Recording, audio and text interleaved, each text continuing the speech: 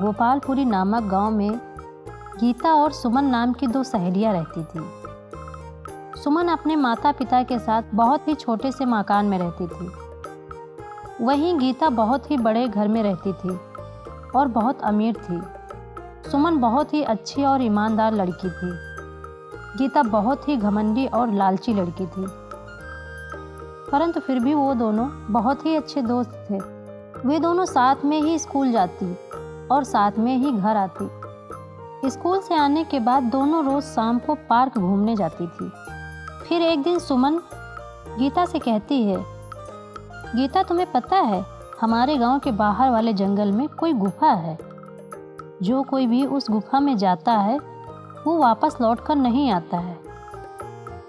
गीता, ये सब कहने की बातें हैं, ऐसा कुछ भी नहीं है। चलो हम आज ही उस गुफा के पास घूमने जाते हैं। गीता बोली, अच्छा तुम कहती हो तो चलते हैं। फिर अगले दिन सुबह सुबह गीता और सुमन उस गुफा की ओर घूमने चल पड़ती हैं। थोड़ी दूर चलने के बाद उन्हें दो जादुई गुफा नजर आती हैं। सुमन बोली, देखा गीता, यहाँ दो गुफा हैं, हमें कौन सी गुफा में जाना चाहिए? गीता, अरे मुझे क्या पता। सुमन और गीता दोनों ये सोच ही रही थी कि कौन सी गुफा में जाए। तभी वहाँ पर एक परी प्रकट हुई और कहती है, परी, हाँ हाँ हाँ, मेरे इस जादुई जंगल में तुम दोनों का स्वागत है। और जैसे कि तुम देख सकती हो, तुम्हारे सामने दो गुफा हैं। एक गुफा अच्छाई का और दूसरा गुफा बुराई का।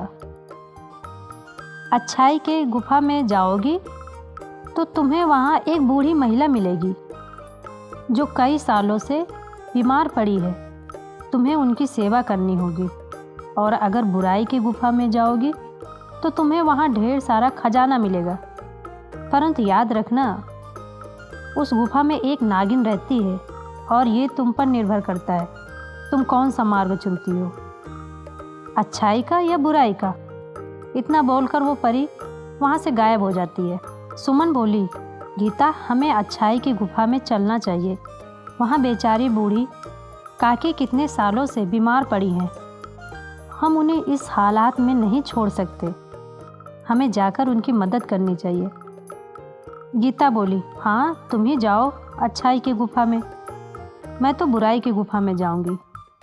सुना नहीं तुमने वो परी क्या कह रही थी कि बुराई की गुफा में हमें ढेर सारा खजाना मिल सकता है जो हमें माला माल कर सकता है। मेरी बात मानो, तुम भी मेरे साथ बुराई की गुफा में चलो। सुमन, नहीं गीता, मैंने बचपन से ही सीखा है कि हमें हमेशा अच्छाई के रास्ते पर ही चलना चाहिए। पैसों का क्या है, पैसे तो आज हैं और कल नहीं, लेकिन हमारी अच्छाई हमेशा हमारे साथ रहती है। और तुम्हें तो कुछ कहना ही बेकार है। गीता बोली, मैं तो चली अपने बुराई वाले गुफा में, तुम भी जाओ अपने अच्छाई की गुफा में। इतना कहकर गीता बुराई की गुफा में चली जाती है और सुमन अच्छाई के। सुमन को थोड़ी दूर चलने के बाद गुफा के अंदर बहुत ही खूबसूरत दुनिया नज़र आती है, जहाँ बहुत ही सुंदर सुंदर फूल खिले थे, तरह तरह फल लगे थे। सुमन को बहुत भूख लगी थी तो वो पेड़ से फल तोड़कर खाने लगी। सुमन, वाह कितने स्वादिष्ट फल हैं। तभी सुमन को वहाँ एक झोपड़ी नज़र आती है जिसमें से खांसने की आवाज़ आती है। सुमन उस झोपड़ी के पास जाती है और कहती है, अम्मा, मैं आ गई हूँ आपकी देखभाल करने। अब आप बहुत जल्दी ठीक हो जाओगी। सुमन सच्चे मन से उस अम्मा की देखभाल में लग जाती है, दिन रात उनकी सेवा करती है। सुमन रोज़ झोपड़ी की सफाई करती है, झाड़ू लगाती है, पशु पक्षी को खाना खिलाती है और बहुत ही अच्छे से अम्मा का ख्याल रखती है। वहीं दूसरे तरफ गीता की बुराई की गुफा के अंदर जाते ही उसे बहुत ही अजीब और डरावनी दुनिया नज़र आती है। उसे बहुत ही डरावनी आवाज़ें सुनाई देती हैं। गीता खजाने की लालच में आगे बढ़ती रहती है। सुबह से शाम हो जाती है। गीता को बहुत भूख भी लग रही होती है। गीता सोचने लगी कि उस परी ने कहा था कि यहाँ खजाना है, पर मुझे दूर दूर तक तो कोई खजाना नजर नहीं आ रहा है और भूख से मेरी जान जा रही है। फिर थोड़ी और आगे चलने पर गीता को कुछ चमकती हुई चीज़ दिखाई देती है। गीता, अरे वाह, मिल गया खजाना। मैं जल्दी से उस खजाने के पास जाती हूँ और सारा खजाना ले लेती हूँ, फिर मैं और अमीर बन जाऊँगी। ये सोचकर गीता खजाना लेने आगे बढ़ती है। उसे वहाँ ढेर सारा खजाना नजर आता है। गीता, अरे वाह, इतना सारा खजाना। सुमन तो पागल है जो अच्छाई की गुफा में चली गई। अगर वो मेरे साथ बुराई के इस गुफा में आती, उसे भी इतना सारा खजाना मिल जाता। पर कोई बात नहीं, अब ये सारा खजाना अकेले मेरा है। ये सोचकर गीता जैसे ही खजाने को हाथ लगाती है, वो खजाना गायब हो जाता है। गीता, अरे ये क्या, ये खजाना मेरे हाथ में क्यों नहीं आ रहा।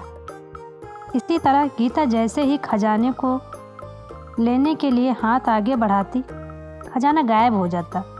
अगर हाथ पीछे करती तो खजाना वापस आ जाता। गीता बोली, अरे ये क्या हो रहा है मेरे साथ। तभी उसके सामने एक नागिन प्रकट होती है। नागिन बोली, लालची लड़की, अब तेरा लालच ही तुझे ले डूबेगा। अब तू यहाँ से जिंदा बचकर नहीं जाएगी और मेरा भोजन बनने के लिए तैयार हो जा। मैं कई सालों से भूखी हूँ और आज जी भरकर तुझे खाऊंगी। गीता बोली, नहीं, मुझे छोड़ दो, मुझे जाने दो, मुझे कोई खजाना नहीं चाहिए, कृपया मुझे छोड़ दो। नागिन बोली, नहीं, और नागिन हंसने लगती है। परंतु नागिन गीता को वहीं डस लेती है और गीता चूहे में बदल जाती है। नागिन, जो भी बुराई के गुफा में आएगा उसका यही हाल होगा। दूसरे तरफ सुमन सच्चे दिल से उस अम्मा की देखभाल में लगी हुई थी। सुमन अम्मा से बोली, अम्मा ये काढ़ा पी लो, इससे आप बहुत जल्दी ठीक हो जाएंगी। अम्मा बोली, बेटी तुम बहुत ही अच्छी और नेक लड़की हो। इतना बोलकर वह बूढ़ी अम्मा एक परी में बदल जाती है। परी बोली, सुमन मैं तुम्हारी परीक्षा ले रही थी और तुम उस परीक्षा में खरी उतरी हो और मैं तुम्हारे श्रद्धा भाव से बहुत प्रसन्न हुई और इसीलिए मैं तुम्हें कुछ देना चाहती हूँ। फिर परी सुमन को बहुत सारा खजाना देती है। सुमन परी का धन्यवाद देकर वो खजाना लेकर उस गुफा से बाहर आ जाती है। गुफा से बाहर आने पर उसे पता चला कि उसकी सहेली गीता को नागिन ने डस लिया है और वो वहीं गुफा के अंदर चूहा बन गई है। इस बात का सुमन को बहुत अफसोस होता है। काश गीता तुम्हें मेरे साथ अच्छाई के रास्ते पर चली होती तो तुम आज मेरे साथ होती। तभी वहाँ गीता चूहे के रूप में आती है। गीता बोली, सुमन तुम बिल्कुल सही कह रही हो। खजाने की लालच ने मुझे अंधा कर दिया था, जिस कारण मैं बुराई की गुफा में जाने के लिए मैं मजबूर हो गई।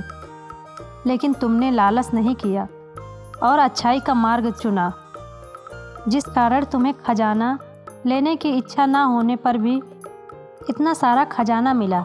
काश मैं भी तुम्हारे साथ अच्छाई के गुफा में गई होती, पर अफसोस मेरे लालच ने ही मुझे ले डूबा।